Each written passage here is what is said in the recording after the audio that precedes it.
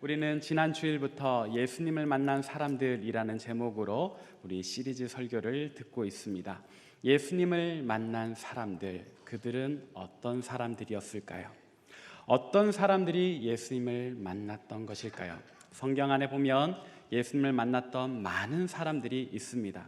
그러나 성경 안에 있는 사람들만 예수님을 만났던 것은 아니죠. 성경 이후에 오늘날 우리에게 이르기까지도 우리 주님은 늘 살아계시고 우리와 함께 하시기에 역사 속에서 또 많은 사람들이 성령을 통해서 예수님을 만났습니다. 그들은 또 어떤 사람이었는가? 그리고 그들과 함께 이 자리에서 하나님을 영화롭게 예배하는 우리도 예수 그리스도를 믿기에 예수님을 만난 사람들이라고 할 수 있을 텐데, 그런 우리의 신앙생활은 또 어떤 모습을 향해서 나아가야 할 것인가를 이번 시리즈 설교를 통해서 우리가 함께 배우게 되기를 바랍니다. 그런 의미에서 우리가 지난 수요 예배 설교를 잠깐 되짚어 보도록 합시다. 가슴 찢는 회개라는 제목의 말씀이었는데, 가슴 찢는 회개란 어떤 회개였는가?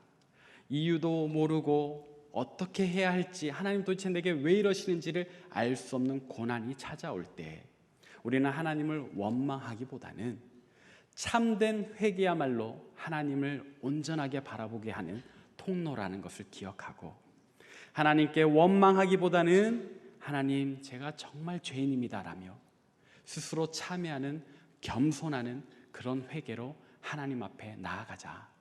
예수님을 만난 사람들은 그렇게 가슴 찢는 회개, 참된 회개를 하는 사람들이다라는 말씀을 전해 들었습니다.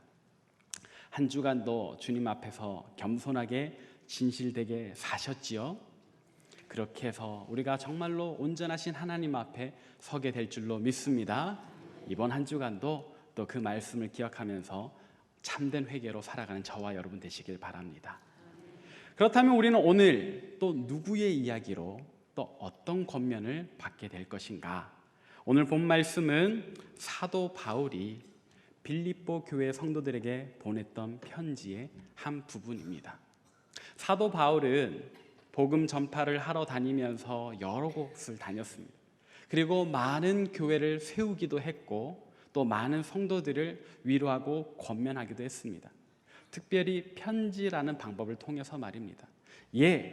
우리가 신약 성서로 만나는 사도 바울의 편지는 다 어느 특정한 교회 혹은 특정한 지역에 그들이 당면한 문제에 대해서 사도 바울이 정말로 하나님의 마음으로 영적인 위로와 권면을 해주는 내용입니다. 그렇다면 오늘 본문도 빌립보라고 하는 교회가 어떤 문제를 만났다, 그리고 그 문제에 대해서 사도 바울이 영적인 권면, 목회적인 지도를 하는 내용이라고 볼 수 있겠는데, 도대체 빌립보 교회는 어떤 문제를 만났던 것일까? 그리고 사도 바울은 그들에게 어떤 권면을 했던 것일까? 우리가 이 두 가지 질문을 가지고 오늘 말씀을 살펴보도록 하겠습니다. 먼저 본문의 배경입니다. 빌립보 교회는 어떤 교회였는가? 그들에게는 어떤 문제가 있었는가? 많은 설명이 가능하겠지만 가장 중요한 설명은 바로 이것일 겁니다. 빌립보 교회는 사도 바울이 2차 전도 여행을 하면서 유럽에 세웠던 최초의 교회였다. 물론 사도 바울이 신약 성경 곳곳에서 나의 아들, 나의 사랑하는 아들이라고 표현한 몇몇 인물이 있습니다. 예를 들자면 디모데, 또 디도, 오네시모, 이런 인물들이 있어요.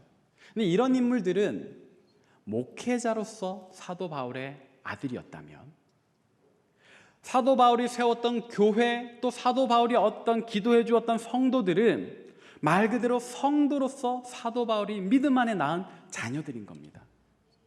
꼭 디모데나 디도와 같은 목회자가 아니라도 이 빌립보 교회의 성도들도 역시 사도 바울이 믿음 가운데 낳은 자녀들이라는 거죠. 특히나 맏아들 격의 그런 아들입니다. 그러니까 빌립보 교회 성도를 바울이 얼마나 사랑했을까? 또 빌립보 교회 역시도 사도 바울을 얼마나 사랑했을까? 굉장히 특별한 관계였겠죠. 그런데 이 사도 바울이 맏아들 사랑한다고 해서 거기만 있을 수는 없잖아요. 그래서 2차 전도 여행도 계속하고 3차 전도 여행도 하는데 어느 날 큰일이 생긴 겁니다. 사도 바울이 유대인들과 어떤 시비가 붙어서 목숨의 위협을 당하고 그것 때문에 가이사에게 상소를 하는 바람에 로마의 감옥에 끌려가게 된 거죠. 아마도 사도행전 28장에 나오는 그 상태가 오늘 이 빌립보서를 주고받는 상황일 겁니다. 자, 그럼 빌립보 교회 입장에서는 영적인 아버지인 바울이 하나님의 귀한 사명을 따라서 전도하러 갔다가 목숨의 위협을 당했다. 그리고 이제는 어디에? 로마의 감옥에 갇히게 되었다. 영적인 아버지를 잃게 되는 상황입니다. 우리와 함께 있으면서 우리의 믿음을 더 견고하게 세워주었더라면 좋았을 텐데 하나님 맡겨주신 사명이 있기에 먼 길을 떠나야 해서 축복하며 보냈던 아버지인데 그 아버지가 목숨의 위협을 당하더니 이제는 감옥에 갇혔다. 빌립보 교회는 굉장히 애가 탔습니다. 그래서 정말 먼 거리인데도 불구하고 교회에 충성된 집사였던 에바브로디도를 바로 파송을 합니다. 너 얼른 가라. 가서 우리의 영적 아버지 바울이 건강한지 뭐 불편한 일 당하는 것은 없는지 살펴라. 그리고 잘 모시고 있거라. 마다들의 얼마나 충성스럽고 사랑스러운 모습입니까? 그렇게 해서 에바브로디도는 사도 바울을 모시러 이렇게 로마까지 갑니다. 자, 그렇게 영적인 아버지와 떨어져 있게 되었다. 아버지를 잃게 된 위기를 겪은 것이 바로 빌립보 교회가 당면한 첫 번째 어려움이었습니다. 두 번째 어려움이 그 사이에 찾아옵니다. 빌립보 교회가 겪었던 두 번째 어려움은 무엇이었을까요? 오늘날에도 그렇지만 이때 당시에도 이단들이 득세했습니다. 특별히 두 줄기의 이단이 유명했는데 하나는 헬라파 철학을 타고 들어오는 영지주의 이단, 또 다른 하나는 유대인들, 할례와 율법을 강조하는 유대인들의 이단입니다. 이 유대파 율법주의자들이라고 하는데 이들이 빌립보 교회로 온 거예요. 바울이 없는 틈을 타서 말이죠. 그들이 와서 뭐라고 이야기를 했냐면 빌립보 교회 성도들아, 너희가 잘못 배웠다. 사도 바울은 믿음으로, 예수 그리스도를 믿는 믿음으로 하나님의 은혜로 구원받는다고 가르쳤지. 아니야. 우리 유대교의 율법을 따르자면 바울도 유대교였잖아. 할례를 받아야 돼. 율법을 지켜야 돼. 그게 진짜 구원받는 길이야. 너희는 바울한테서 잘못 배웠어. 이 가르침이 빌립보 교회에 들어오니까 빌립보 교회 성도들이 헷갈리기 시작하는 거예요. 바울과 함께 있을 때, 영적 아버지와 함께 있을 때는 내가 정말로 예수 그리스도를 믿어서 하나님 나라의 백성이 되었구나. 내가 정말로 언젠가 하나님 나라에 들어가겠구나 하는 구원의 확신이 있었는데 이 유대파 율법주의자들을 만나니까 구원의 확신이 사라지는 거예요. 어떡하지? 너무 두렵다. 내가 지금까지 믿음 생활 잘못해왔나? 영적인 혼란이 빌립보 교회에 퍼져가기 시작하는 겁니다. 자, 엎친 데 덮친 격으로 이 빌립보 교회에 아주 유력한 지도자가 두 명이 있었습니다. 이들은 여성이었을 것이라고 짐작을 하는데 여성인데도 불구하고 이 교회의 훌륭한 지도자였어요. 그러니까 얼마나 충성봉사 많이 했겠습니까? 근데 이 두 사람이 싸우는 거예요. 하나는 유오디아, 하나는 순두계라고 하는 사람입니다. 이 두 사람이 서로 자기 무리를 만들어요. 그리고 서로를 향해서 막 피가 튀도록 싸우기 시작하는 거예요. 네가 맞네, 내가 맞네, 네가 더 높네, 내가 더 높네, 막 싸우기 시작하는 거예요. 이것 때문에 빌립보 교회는 두 쪽으로 나뉘고 공중분해가 될 수도 있는 그런 분란으로 이렇게 막 향해 가는 겁니다. 얼마나 큰 위기가 교회에 닥쳤는지 몰라요. 이것이 빌립보 교회가 만나게 된 어려움, 곤란한 상황이었습니다. 자, 이런 문제를 가지고 아마도 로마 감옥에 있는 바울에게 도움을 요청했던 것 같아요. 아버지, 어떻게 해야 합니까? 우리가 이런 어려움에 빠져 있는데 아버지 어떻게 해야 합니까? 그때 바울이 답장처럼 보낸 게 이 편지인데, 자, 이 편지의 내용을 살펴보기 전에 그럼 바울은 어떤 상황 속에 있었나를 한번 봅시다.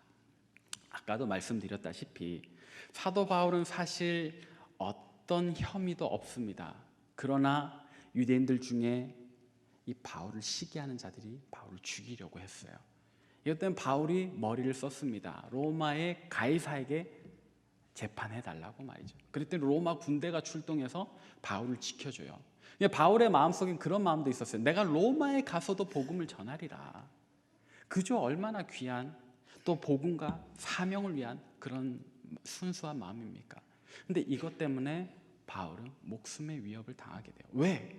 혐의가 없는데도 이게 풀려나지를 못하는 거예요. 그리고 더 큰 문제는, 자, 가이사 황제가 이제 재판을 해줘야 되는데 이 재판장이 누군가가 바울에게는 가장 중요한 문제겠죠. 그럼 바울의 재판을 맡게 될 황제는 누구였을까요?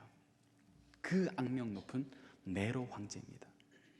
네로 황제는요, 엄청난 예술가이면서 또 엄청난 지성인이면서 어마어마한 미치광이였습니다. 자, 바울이 오늘 빌립보서를 썼던 시기를 추정해 보면 아마도 주후 62년에서 63년 정도로 계산을 하는데, 그냥 63년이라고 생각을 합시다. 불과 4년 전에 네로 황제는 자기 친어머니를 죽여버립니다. 정치적으로 나의 대적이 되지 않을까? 친엄마인데 4년 전에. 1년 전에는요, 작년 이맘때쯤에는요, 내 와이프가 나를 좀 이상하게 생각하는 것 같아. 자기 와이프를 죽여버립니다. 엄마도 없고 사랑하는 아내도 없는 그런 미치광이 왕이었죠. 그런데 하물며 바울은 그냥 뭐 하나 흠 잡히면, 그냥 좀 밑보이면 그냥 목이 날아가는 거예요. 언제 죽게 될지 모르는 상황, 재판이 언제 열릴지 모르니까요, 오늘 죽게 될지 내일 죽게 될지, 이게 바울이 정한 상황입니다. 실제로 1년 뒤에 64년도에 로마 전체를 14개로 나눴을 때 10개 구역에 해당하는 넓은 면적의 대화재가 일어나죠. 이때 네로가 뭐라고 얘기를 했는지 아시죠? 주저없이 그리스도인들이 불을 질렀다. 그래서 로마 전체의 그리스도인들이 대학살을 당해버립니다. 자, 그 그리스도인들 전도한 게 바울이에요. 네로 황제가 바울을 재판할 때 어떤 결정을 내릴 것인지 너무 그려지지 않나요? 이것이 바울이 처한 상황입니다. 오늘 죽게 될지 내일 죽게 될지 알 수 없는, 한 치 앞도 알 수 없는 그런 답답하고 곤란한 위험에 빠진 상황. 그런데요, 우리가 아까 본문을 읽었잖아요. 보통 사람이라면 이런 상황에서 어떤 편지를 보내는 게 상식적일까요? 빌립보 사람들아, 그래 너희 상황 알겠는데 너희 돈 많잖니? 너희 로마에서 한가닥 했던 사람들 아니니? 로마에 누구 아는 사람 없어? 원로들 중에 날 좀 건져줄 만한 사람 없어?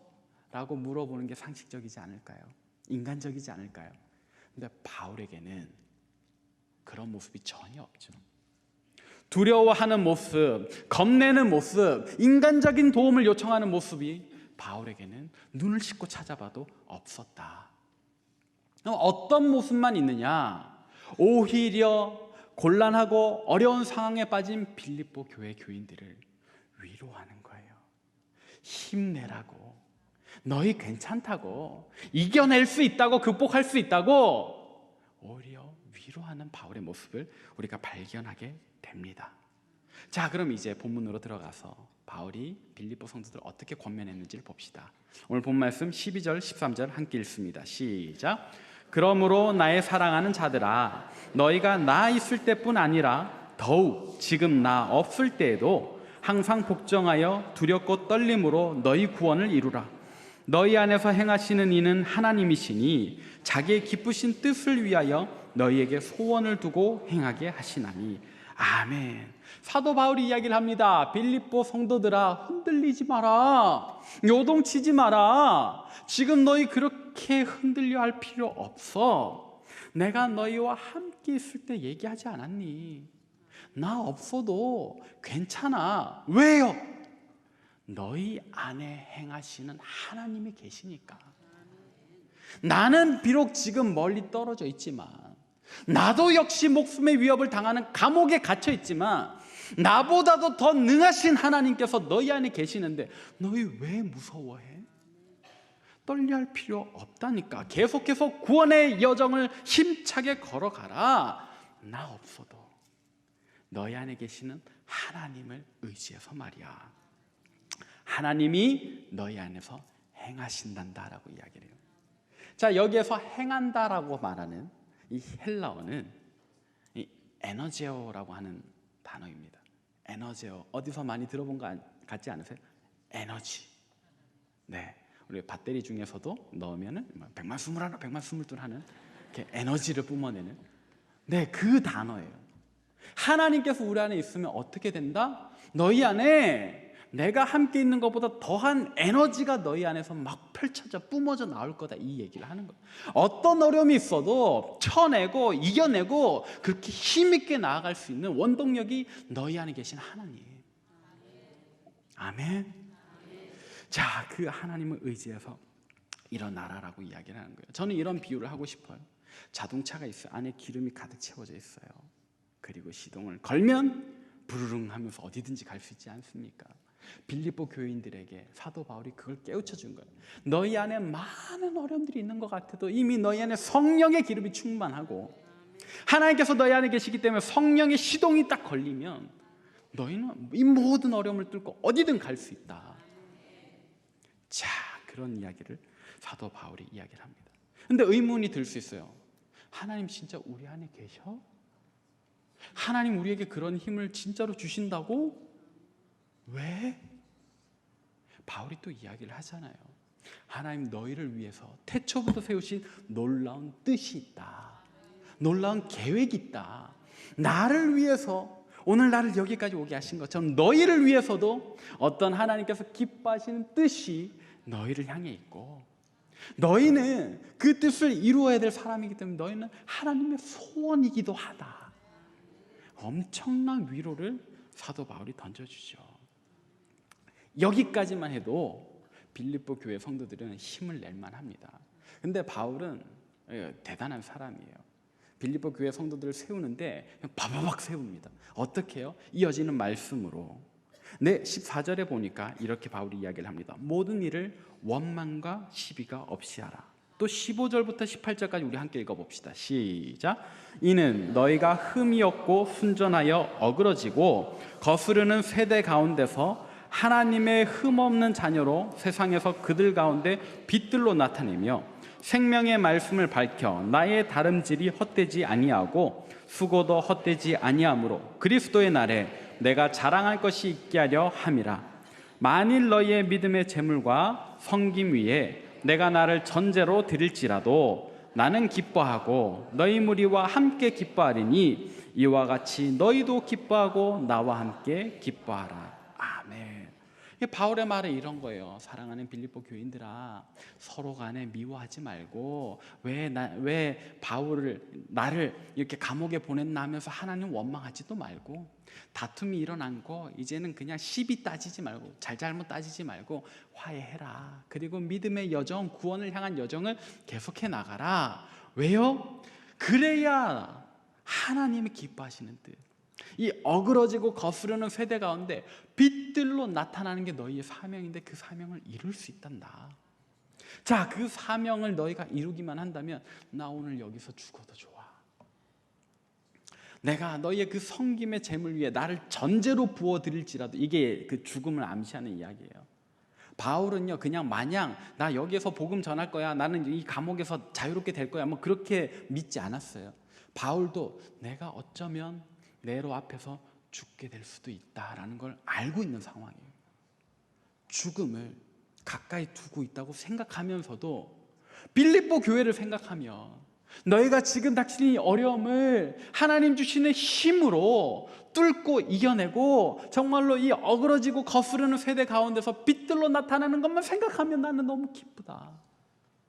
너희도 기뻐해라. 우리가 언젠가 하나님 나라에서 만날 때 내가 하나님 앞에서 너희를 두고 자랑할 거야. 하나님, 얘네 제가 믿음으로 낳은 애들이에요. 근데 세상에서 하나님 믿는 믿음으로 빛으로 나타났지. 하나님 저 잘했죠 라고 자랑할 수 있게. 빌립보 교회가 이 편지 받고 얼마나 기뻐했을까요? 그리고 그 어려움을 힘차게 뚫고 나갈 수밖에 없지 않았을까요? 사랑하는 여러분, 우리도 이런 믿음 가져야 합니다. 사도 바울과 같은 믿음 말이죠. 사도 바울은 정말로 죽음 앞에서도 두려워하지 않고 오히려 어려움에 빠져있는 빌립보 교회 성도들을 믿음 가운데 굳건하게 세웠다. 근데 이게 어떻게 가능했나? 이번 설교의 시리즈 제목입니다. 사도 바울은 예수님을 만난 사람이었기 때문에. 사도 바울이 어떻게 예수님 만났는지 우리가 다 알잖아요. 다메섹으로 가던 길에서 환한 빛과 함께 나타나신 예수님, 그 빛 때문에 눈까지 멀어버렸던 바울 아닙니까? 예수님을 만나보니까 복음으로 사는 게 어떤 것인지 바울은 아는 거예요. 하나님께서 내 안에 어떻게 행하시는지, 하나님께서 내게 얼마나 강한 힘을 주시는지를 아는 거예요. 그걸 아니까 빌립보 교회 성도들에게 이렇게 권면할 수 있는 거예요. 예수님을 만난 사람들은 하나님 주시는 힘을 누리며 사는 사람인 줄 믿습니다. 빌립보 교회도 그와 같이 누리게 되었으리라 믿고, 오늘 저와 여러분들도 이와 같은 힘을 얻게 될 줄로 믿기를 바랍니다. 자, 중요한 것은 그럼 사도 바울만 이런 힘을 누렸는가? 아니라는 거예요. 비교적 우리와 가까운 역사 속에 한 인물을 제가 오늘 여러분들에게 소개해 드리려고 합니다. 2019년 올해를 시작하면서 새해 첫 주일 저녁에 담임 목사님과 우리 목회자들이 불렀던 한 찬양이 있습니다. 오늘 아마도 길라 예배팀도 함께 불렀을 텐데, 그 찬양의 이름은, 제목은 선한 능력으로입니다. 그 찬양의 가사는 언제나 우리에게 큰 울림과 감동을 주지 않습니까? 이 찬양의 가사를 쓰신 목사님은 여러분 잘 아시는 대로 디트리 본 회퍼 목사님입니다.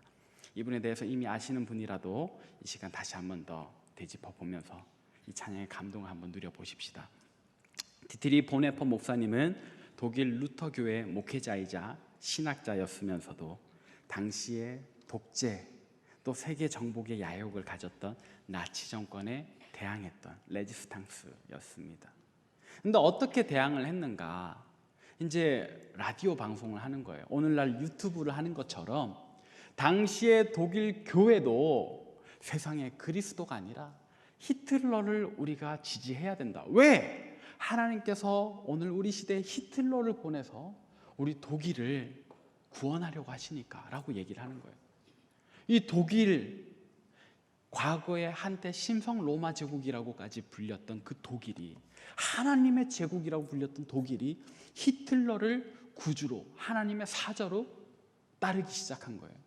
마치 빌립보 교회에 유대파 율법주의자들이 들어왔던 것처럼 독일 교회가 이상한 방향으로 흘러가는 거예요.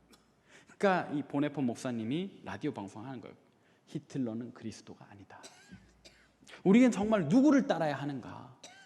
진짜 그리스도를 따라야지. 근데 여러분, 이 방송을 듣고 나치 정권이 가만히 있겠어요? 당연히 못하게 막죠. 이걸 못하게 막아버리니까 보네폰 목사님이, 그래? 그럼 난 글 쓰지 뭐. 잡지를 냅니다. 우리 교회도 12광줄이라는 좋은 월간지가 있잖아요. 그렇게 보네폰 목사님이 글을 막 쓰는 거예요. 계속 내는 거예요. 그랬더니 히틀러가 화가 났어요. 보네폰 목사님은 감옥에 가둬버립니다. 당연히 보네폰 목사님도 자신의 죽음을 직감을 합니다. 나 여기서 죽겠구나. 그러니까 얼마간의 수용 생활, 한 2년 정도를 있는데요. 실제로 보네폰 목사님은 얼마 안 가서 이렇게 히틀러 암살 계획에 동참했던 것이 밝혀져서 이렇게 사형을 당합니다. 근데 이 사형 당해까지 한 2년의 시간이 걸렸는데, 여러분 보통 사람이라면 그렇게 그 반란을 준비하다가 잡혔으니까 이제 막 죽음이 다가오잖아요. 얼마나 무섭겠어요. 어떻게 하면 도망갈 수 있을까, 탈옥을 할 수 있을까 생각하는 게 상식적이지 않겠어요? 근데 보네폰 목사님 그러지 않았어요. 오히려 감옥 안에서 나를 걱정하는 내 가족과 친구들을 위해서 편지를 씁니다. 사도 바울처럼요. 믿음 잃지 마라. 우리 무너지지 말자. 그리고 하루하루 기도문을 써내려갑니다. 자신이 했던 기도를 글로 남긴 거죠. 보네포 목사님이 쓴 편지는 옥중서간이라는 제목으로 출판이 됐고, 보네포 목사님이 썼던 기도문들은 기도라는 제목으로 또 책으로 나왔는데, 보네포 목사님이 이제 4월 달쯤에 교수형 당하시거든요. 근데 한 4개월쯤 전에, 그러니까 직전해 12월 달쯤에 그 차디찬 감옥 바닥에 엎드려서 하셨던 기도, 그 기도문이 우리가 알고 있는 그 선한 능력으로의 가사입니다. 그때 정확히 어떤 구절로 기도문을 쓰셨는가 우리 한번 봅시다. 화면으로 제가 낭송하도록 하겠습니다. 선한 능력에 언제나 고요하게 둘러싸여 보호받고 위로받는 이 놀라움 속에 여러분과 함께 오늘을 살기를 원하고 여러분과 함께 새로운 한 해를 맞이하고 싶습니다. 선한 능력에 우리는 정말 잘 보호받고 있으며 믿음으로 일어날 일들을 기대하고 있습니다. 하나님께서는 밤이나 아침이나 우리 곁에 계십니다. 또 매일 새롭게 우리와 함께 하십니다. 옛것이 여전히 우리의 마음을 괴롭게 하고 어두운 날들의 무거운 짐은 여전히 우리를 짓누르지만, 오 주여, 내몰려버린 우리의 영혼에게 당신이 준비하신 구원을 우리에게 주십시오. 하나님, 당신이 우리의 어둠 속으로 가져오신 그 초들이 오늘 밝고 따뜻하게 타오르기를 원합니다. 우리가 다시 하나 되게 하여 주십시오. 우리는 압니다. 당신의 빛이 밤을 비추고 있음을. 오늘 설교의 제목이면서 이 기도문의 제목이기도 한 선한 능력으로 라는 말은 사도 바울이 권면했던 우리 안에 행하시는 하나님, 그 하나님께서 주시는 힘과 능력을 의미합니다. 선한 능력으로, 우리 안에 행하시는 하나님, 그 하나님 주시는 힘과 능력으로 새로워지기를 보네포 목사님 기도했죠. 앞부분에 그 기도문이 우리에게 얼마나 찡한 감동을 줍니까? 그 선한 능력이 우리를 이미 감싸고 있대요. 보네포 목사님 감옥 안에 있잖아요. 고문당하고 있고 죽음이 엄습해오고 있는데 그 와중에서도 고백합니다. 선한 능력이 나를 감싸고 있다. 선한 능력이 우리를 지키고 보호하고 있다. 보네포 목사님은 아는 거예요. 내 안에 누가 계신다? 하나님이 계신다. 그분이 주시는 힘과 능력을 보네포 목사님은 누리고 있죠. 그리고 그 힘과 능력으로 소망을 잃지 않고 또 그뿐만 아니라 자신의 가족과 친구들까지도 소망으로 다시금 일어나게 권면하고 있잖아요. 예수님을 만난 사람들은 이래야 합니다. 예수님을 만난 사람들은 우리 안에 정말로 하나님이 행하고 계신다는 것을 깊이 묵상하고 또 그 하나님 주시는 그 선한 능력을 힘입어서 어떤 어려운 상황 속에서도 낙담하지 않고 또 자신뿐만 아니라 그 이웃들에게도 동일한 힘을, 그 선한 영향력을 미쳐야 합니다. 사랑하는 여러분, 우리도 예수 그리스도를 믿기에 저와 여러분도 예수님을 만난 사람인 줄 고백하십니까? 그렇다면 우리도 우리 안에서 행하시는 하나님을 깊이 묵상하고 우리 하나님 주시는 선한 능력으로 일어서야 하지 않겠습니까? 힘내야 하지 않겠습니까? 여러분, 권면합니다. 혹 우리 가운데 정말로 어렵고 곤란한 상황 중에 빠져 계신 분, 일어나십시오. 힘내십시오. 주님 주시는 선한 능력으로 하나님 앞에 이 땅 가운데서 빛으로 살아가는 저와 여러분 되시길 바랍니다. 시간이 많이 갔지만 우리 함께 선한 능력으로 이 찬양 부르면서 기도의 자리로 나아갑시다. 주님 은혜를 감사합니다. 하나님 베푸시는 구원의 소식을 우리가 또 듣습니다. 예수님을 만난 사람은 그들 안에 하나님께서 살아 행하신다는 것을 깨닫는 사람들이요, 또 하나님께서 충만케 하시는 선한 능력을 힘입어 자기 자신도 소망을 가지고 또 세상의 빛으로 살아가며 이웃들에게도 동일한 소망과 축복을 전하는 사람임을 깨닫습니다. 하나님, 우리로 그런 사람으로 살아가게 하여 주옵소서. 우리도 정말 예수님 만난 사람들이 있기에 그렇게 살아가게 되기를 간절히 소망하오니 주여 우리를 붙잡아 주옵소서. 감사를 드립니다. 사랑 많으신 우리 구주 예수 그리스도 이름으로 기도합니다.